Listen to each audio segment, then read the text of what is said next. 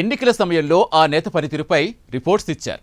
వారికి టికెట్ ఇవ్వాలా వద్దా అని వీరిచ్చిన రిపోర్టు ఆధారంగా అధినేత నిర్ణయం తీసుకున్నారు. అప్పుడు నిబద్ధతతో పనిచేసి అధికారంలోకి వచ్చాక తమ చేతివాటు మొదలుపెట్టారు. ఆ ఉమ్మడి జిల్లాలో ప్రత్యక్షంగా కనిపించకుండా తెరవెనుక రాజకీయం చేస్తున్న ఆ టీం ఏంటి? ఈ పార్టీకి వైసీపీ గతే పట్టిస్తారా? అక్కడి రాజకీయ పరిణామాలు ఎలా ఉన్నాయో ఈ కథనంలో చూద్దాం.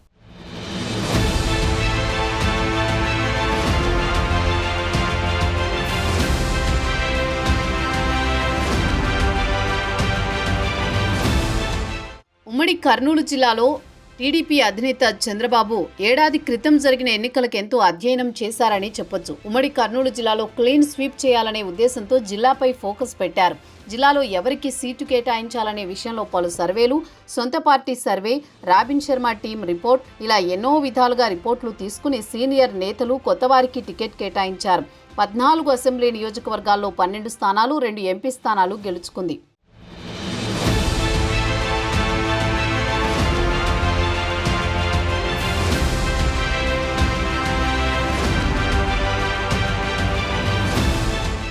ఎన్నికల సమయంలో Robin Sharma team, ITDP team ఏ అభ్యర్థికి టికెట్ ఇవ్వాలి, ఎలా ప్రచారం చేయాలి, ఎవరిని ఎలా డీల్ చేయాలి అన్నది మొత్తం వారే చూసుకున్నారు. టికెట్ కోసం 3-4 ప్రయత్నం చేసిన చోట శర్మ టీం, ఐటీడీపీ టీం సభ్యులు కీలకంగా వ్యవహరించారు.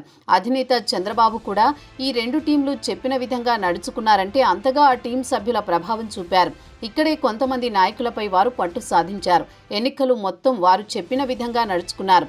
నియోజకవర్గంలో స్థానిక నాయకులకు పూర్తి అనుభవం ఉన్నా అధినేత నిర్ణయం మేరకు టీం సభ్యులకు పూర్తిగా సహకరించారు.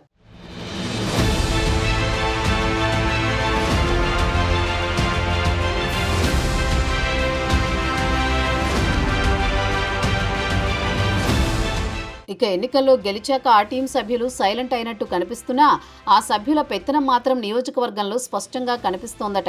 నేతల పనితీరుపై చంద్రబాబు ఎప్పటికప్పుడు రిపోర్టులు తెప్పించుకుంటున్నారట.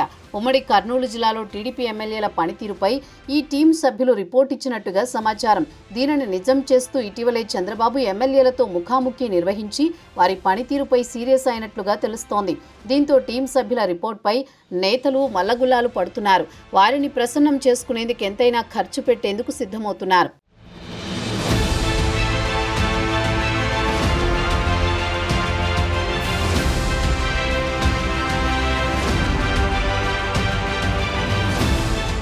మరోవైపు నియోజకవర్గంలో తమపై ఉన్న వ్యతిరేకతను అధిష్టానానికి తెలియకుండా నేతలు, టీం సభ్యులకు ఏం కావాలో అది చేసి పెడుతున్నారు. తమకు అనుకూలంగా రిపోర్ట్ ఇప్పించేందుకు ఆయా టీం సభ్యులకు మంచిగానే ముట్టజెబుతున్నారని ప్రచారం జరుగుతోంది. నాయకులు తాము చెప్పినట్లు వినకపోతే వారిపై తప్పుడు రిపోర్ట్ ఇచ్చి వారిని ఇబ్బంది పెట్టే ప్రయత్నం చేస్తున్నారట. గతంలో వైసీపీ ఐపాక్ ను నమ్ముకుని బొక్కబోర్లా పడింది. ఇప్పుడు టీడీపీ కూడా అదే పంథాలో వెళ్లడంపై నాయకులు కొంత ఆగ్రహంగా ఉన్నట్టు తెలుస్తోంది.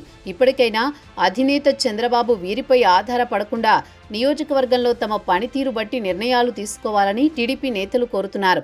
మరి గత అనుభవాలను దృష్టిలో పెట్టుకుని చంద్రబాబు ఎలాంటి నిర్ణయాలు తీసుకుంటారో చూడాలి.